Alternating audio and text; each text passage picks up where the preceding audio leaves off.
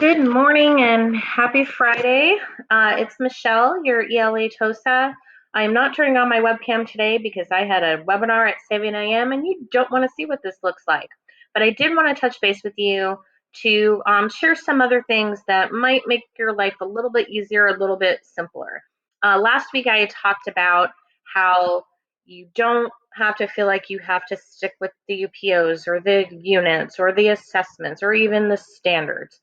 But I think for some people that was a relief, but for others that was a little stressful. Like, no, I want my kids learning the standards. I don't want them falling behind. You can do both. So if we go back to our Study Sync library, if you've never explored the skills lessons, there's a few ways you can do this. Again, these tend to be simpler, kind of more compact lessons. You can search by a keyword or a title. One of the ways I like to do it, if I want to make sure it's hitting a specific standard, is I'll actually go to standards. And then you can start looking, okay, I want to look for California reading, and then I'll scroll down for the grade level I want. And let's take this 8th grade one. And then it'll actually give me the options of different skills lessons that I can do. Another way of going about it would be go back to the skills and to use the filter button. So I'm like, okay, well, I'm looking for an 8th grade skills lesson. I'd like to narrow it down. I want to do some language. I'd like to maybe do some vocabulary with them. So then that will automatically filter for you. Oh, no results there. There we go. So we'll do spelling instead. It'll automatically bring down for you, okay, here are some basic lessons you can do. And if you click on the skills lessons, it'll kind of give you a little overview of what you'll have them do in this lesson. And then you can decide whether or not you want to use that. The other thing I wanted to show you, if you are so inclined to really want to make sure they're staying with the standards, I wanted to make sure everybody knew I have a Google Classroom. The code is D72HKHD. And one of the things that we discovered this week, and I actually added it right here, CAASPP has now made it possible to give interim assessments at home.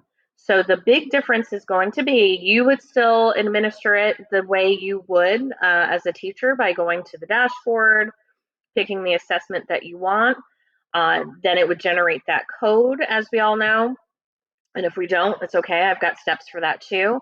But now there's just a different site that the students would go to actually log in. And when they go to log in, it's going to ask them for that code. So that way they can actually take it at home, and then you could still go to the testing results and pull that if you needed to. So there's some instructions here. There's some other remote tools here. But what if you're like, well, I've never given an interim assessment. I have no idea what you're talking about. Well, if you scroll down my classroom into actually October, we have, actually there's some videos here, but back in October, I went ahead and added everything.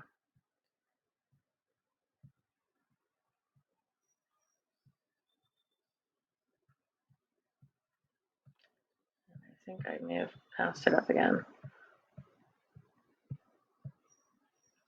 And I can even move this towards the top if it would be helpful to people. This is also on the, if you go into your shared folder, I've put this document in here, and it's also, if you go to the intranet,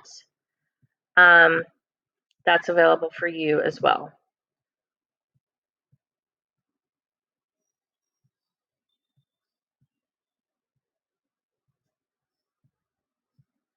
And I've passed it again. Ah!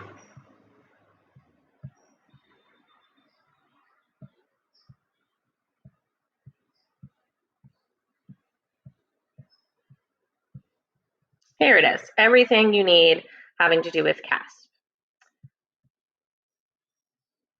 Thank you, and let me know if you need anything else.